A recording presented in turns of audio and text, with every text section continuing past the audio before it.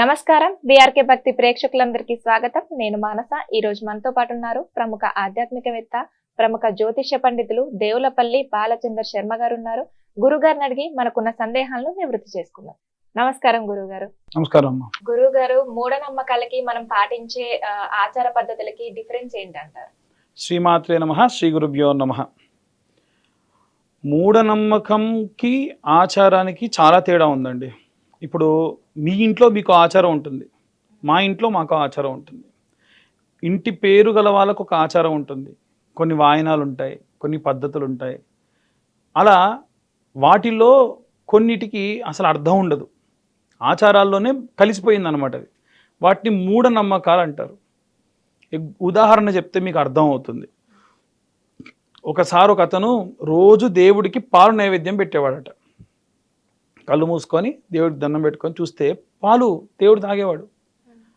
అరే, నా పూజ ఫలించింది, భగవంతుడు వచ్చి పాలు తాగుతున్నాడు అని చెప్పేసి ఆనందం. రోజు నైవేద్యం పెట్టేవాడు. ఒకసారి అనిపించింది, దేవుడు ఎలా ఉంటాడో చూస్తే బాగుండు కదా, మనం కళ్ళు మూసుకొని ఎందుకు ఉండాలి అని చెప్పి నైవేద్యం పెట్టి ఒక కన్ను తెచ్చి వస్తున్నాడు. పిల్లి వచ్చి పాలు తాగిపోతుంది. వస్తే దొంగ పిల్లి ముఖం, నువ్వా పాలు తాగేదని చెప్పేసి ఒకరోజు ఏం చేస్తాడు, గంప పక్క పెట్టుకున్నాడు, దేవుడికి నైవేద్యం పెట్టాడు. పిల్లి రాగానే తీసి బుట్ట కింద వేసేసి పూజ చేసుకుంటున్నాడు. బాగుంది, ఇక దేవుడికి నైవేద్యం ఎటువంటి ఇబ్బంది లేకుండా అందుతుంది. కొన్ని ఏళ్ళు గడిచిపోయిన తర్వాత అతను మరి ముసలివాడైన తర్వాతకి కాలం చేస్తాడు, చనిపోయాడు. తన పిల్లలు వచ్చి కూర్చొని పూజ చేయాలి కదా. దురదృష్టవశాత్తు ఆ పిల్లి కూడా విశ్వ ప్రయత్నాలు, ఆయన చనిపోయేదాకా ఆ పిల్లి కూడా ప్రయత్నించింది, కానీ కుదరలే. రోజు పాలు దాని రుచి బాగా మరిగింది కదా, ఆ పిల్లి కూడా చనిపోయింది. ఈ అబ్బాయి కూర్చొని పూజ చేస్తే ఎంతకు మనసుకు పడతలేదు. అరే అని ఒక పిల్లిని తెచ్చుకున్నాడు, ఒక బుట్టని తెచ్చుకున్నాడు. ఈ బుట్ట కింద పిల్లిని దోసి పూజ చేస్తున్నాడు. వెంటనే వాళ్ళ నాన్న వాళ్ళ స్నేహితుడు ఉంటాడు కదా, వచ్చి కూర్చొని చూసి ఆశ్చర్యంగా, ఏందిరా ఏం చేస్తున్నావు నువ్వు అన్నాడు. ఇది మా ఆచారం అండి, మా పద్ధతి ఇది.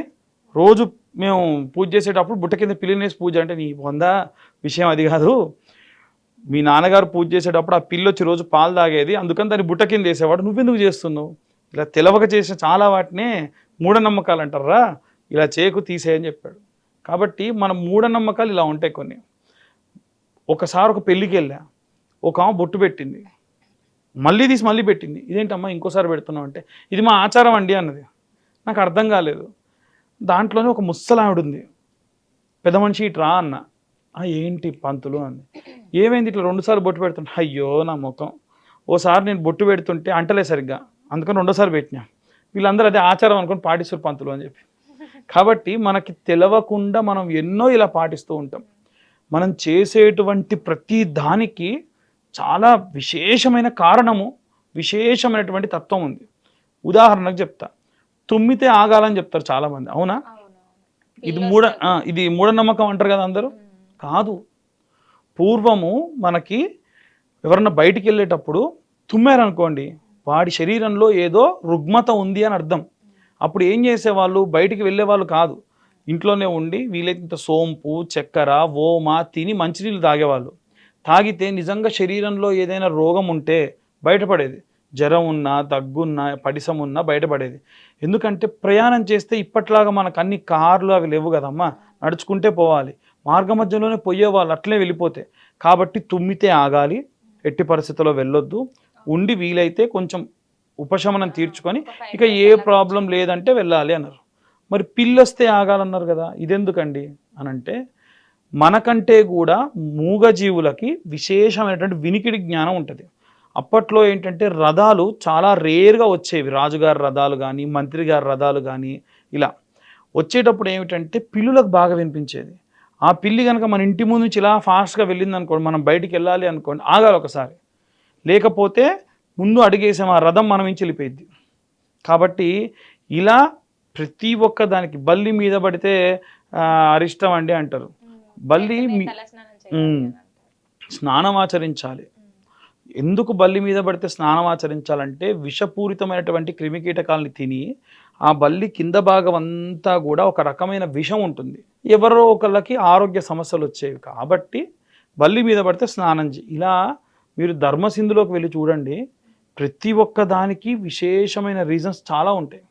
కాబట్టి అనవసరంగా తెలవకుండా మనం పాటించేవన్నీ కూడా మూఢనమ్మకాలే. అలాగే గురుగారు అంటే భర్త చనిపోయిన వాళ్ళు కూడా ఎదురొస్తే వెళ్ళకూడదు అని అంటారు. పెళ్ళిళ్ళు అయ్యేవి ఏ రోజులు ఆ రోజుల్లో ఎప్పుడు తెలుసా అమ్మ, అష్టవర్షాత్ భవేత్ కన్య, 8 సంవత్సరాలకు అమ్మాయిలకు పెళ్ళిళ్ళు చేసేవాళ్ళు.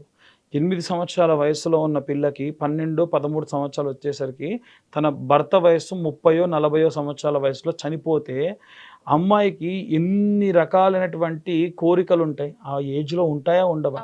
ఎవరన్నా పచ్చగా కనిపిస్తే అరే రే నాకు లేని జీవితం వీళ్ళకు ఉంది అని చెప్పేసి అసూయతో ఏవైనా తిట్టుకున్నా మాట్లాడినా ఈ పచ్చని జంట మీద పడితే మంచిది కాదు. కాబట్టి ఎవరైనా సరే ఈ యొక్క వితంతులు ఎవరైనా ఉంటే ఎదురు రాకూడదు అని రీజన్ ఉంది తప్ప ఇంకేం లేదు. మంచి మనసున్న వాళ్ళైతే వెళ్ళి వాళ్ళ ఆశీర్వాదం కూడా తీసుకునే వాళ్ళ సినిమాలు మనం బాగా ఎడ్యుకేట్ చేసేవి చాలా ఉన్నాయి. ఇలా మనకు తెలవని ఆచారాలు చాలా ఉన్నాయి. మనకు తెలిసిన కొన్ని మూఢనమ్మకాలనే మనం బాగా పట్టుకొని ఉంటాం. ఎట్టి పరిస్థితుల్లో అలా మాత్రం చేయకూడదు. ఓకే గురుగారు, చాలా చక్కటి వివరణ ఇచ్చారు. ధన్యవాదాలు. ధన్యవాదాలు.